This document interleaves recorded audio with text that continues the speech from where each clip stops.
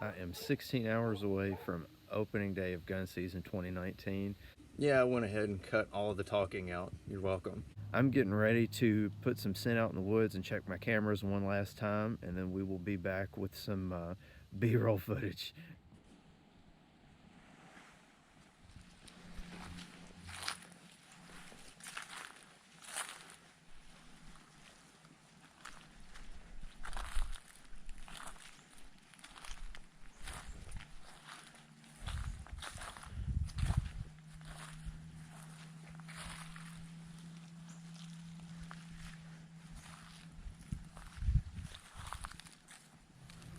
So I have checked my cameras for the last time, and it was disappointing. I've got only one picture of a buck, and of course it was at like 3 a.m. But it wasn't even that big a one. If it comes out, it's still getting shot. But let's look at the footage. So this is the first buck, came in early on. I think he had an injury last year. He's a 5 point, and he's got something going on the side of his head. But he's in danger if he shows up.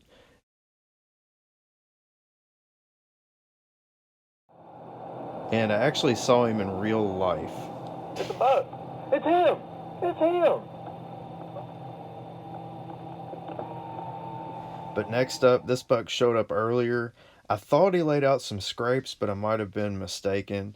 Can't tell. I believe he's a 2.5-year-old. Of course, daylight pictures only. He was in the turnip patch. And last but not least, there is this one. If I were to put money on which one we'd run into, I'd say it's this one. I've got a lot of photos of him, several scrapes, and I think he's the one that's responsible for it. Can't ever tell. I mean, opening mornings are weird.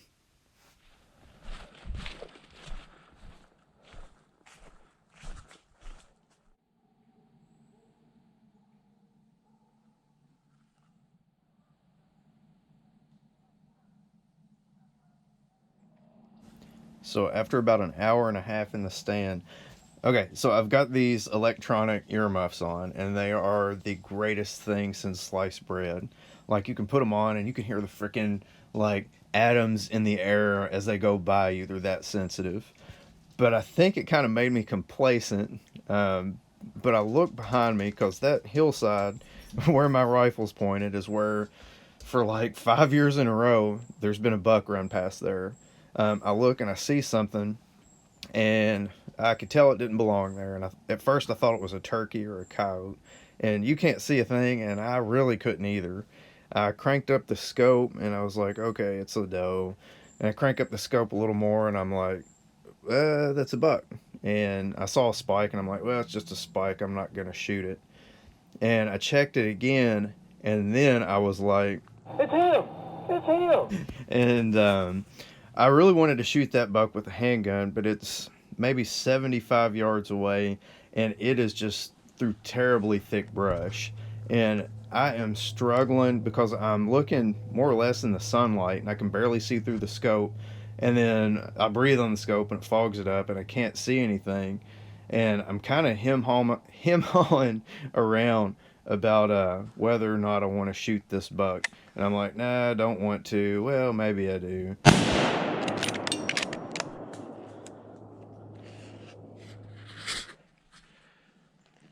That was that 5 point that had the one spike on the side. I don't think I made a good shot on him. I heard him.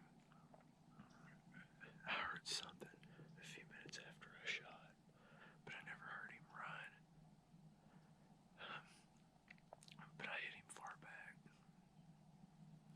I'm not happy. I'm sitting in the stand.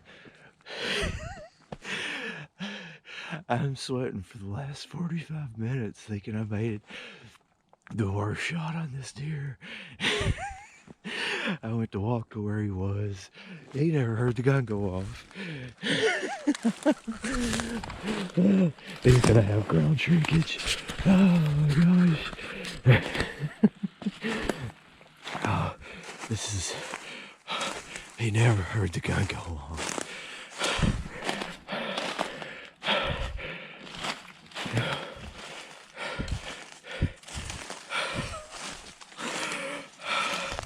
Yeah, baby. Yeah, baby.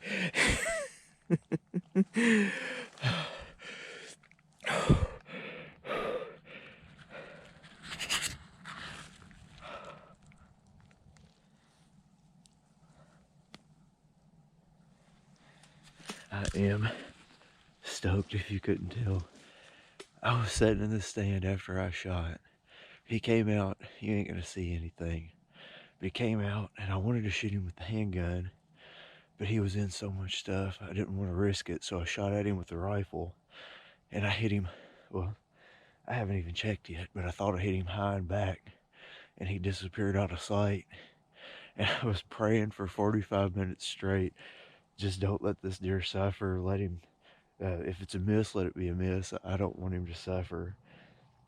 I walked up to him and he never even heard the gun go off. He was laying right where he should have been. But check this out. He is the one, well, I've got a camera or a picture of him from last year where like the side of his head was split open. But check this out.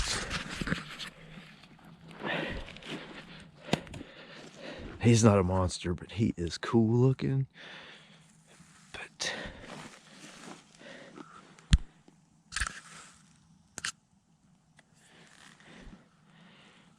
But he has something freaky going on there. But I'm gonna get a skull mount done on him, cause he is just so wild. And I am tickled to have him. We've got a lot of freezer room, and he's gonna take up a lot of it. And he's got a pretty big body on him, and I'm not looking forward to dragging him out. Thanks for coming along.